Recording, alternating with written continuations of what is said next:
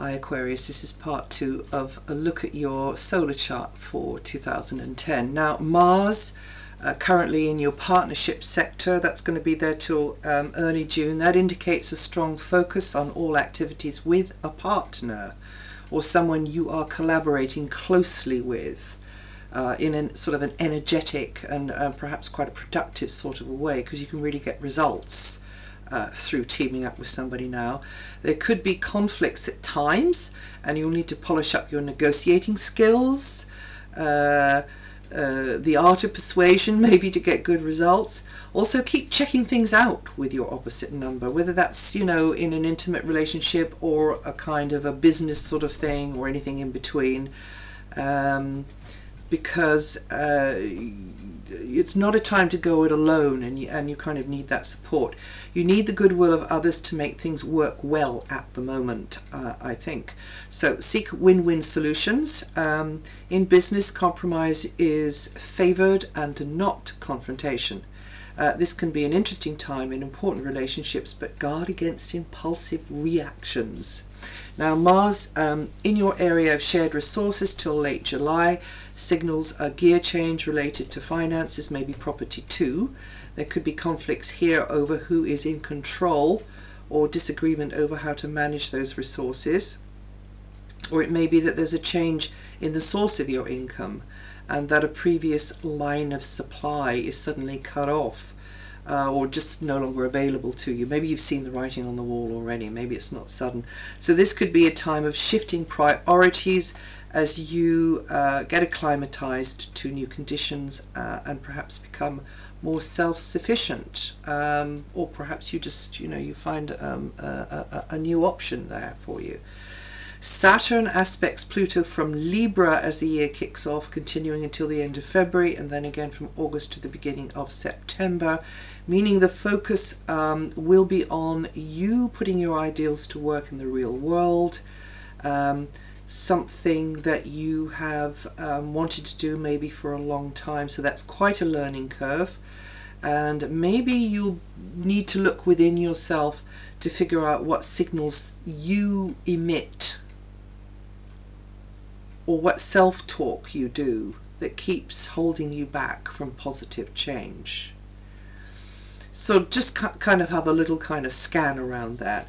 You may just have to toe the line during this time frame and steer out of a skid away from danger by steering towards it just long enough to get a grip with your tires, if you see what I mean.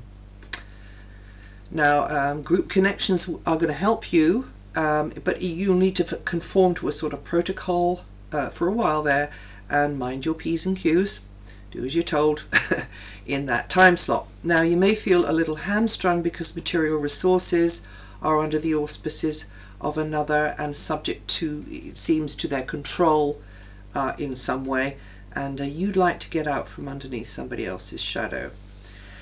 The good news is that when Jupiter moves into Aries from June the 6th to September the 8th, you get the chance to grow through changes in your immediate environment. You know, ideas coming in, a lot of new influences will positively stimulate your thinking, and you'll be feeling more upbeat and probably quite chatty. Looks like you'll be busy, a lot going on in your head, a lot going on around you there. Although early Aquarians will feel this first, all of you are going to benefit from Jupiter's protective and expansive influence at the roots of your thinking. Now in particular, June the 8th looks optimistic and a light could switch on in your mind. Also September the 19th and January the 4th, going right into 2011 there. Could be quite a leap forward there on those dates, but of course this always depends on your personal natal chart, Aquarius. And when Saturn moves definitively into Libra on July the 22nd, you'll begin a 2.5-year cycle there, around about 2.5 years of establishing your ideologies, really ground them in the world in a kind of more realistic kind of a way, working hard at study maybe, long distance contacts, maybe they will be underpinning this in some way, and in general getting the chance to walk your talk. Jupiter and Uranus begin a cycle of expansion and personal professional growth and increased fulfillment from June the 6th, which means that'll be a time of innovative thinking. You'll be inspired to think laterally in lots of areas, I think, there, if you tap into that, because that is the higher mind really talking to you.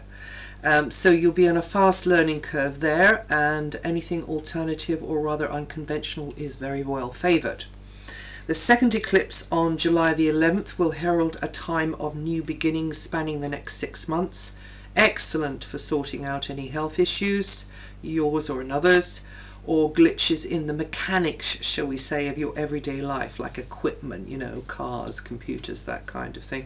Improvements can be in your work routine, you know, how you do it, who you do it with, or with the techniques, the methods, the equipment that you use to perform tasks, but also the knowledge, you know, the tools in your mind that you can apply. So there can be improvements there as you develop that as well.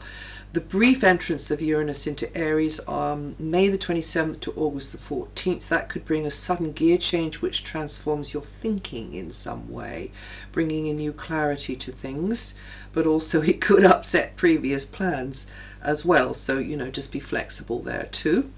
And Pluto now in Capricorn means a gradual regeneration, and this is going to go on for years and years and years. But coming from deep levels, and there'll be a letting go, you know, it'll be very subtle for you, but there'll be a kind of a subtle letting go of ingrained patterns, you know, like childhood conditioning, even going back further than your childhood, reaching back, way back into your past, a dying to an old way of being and a rebirthing into a new way. So you'll feel the urge to make fundamental changes. Maybe even some of you will get into therapies or some kind of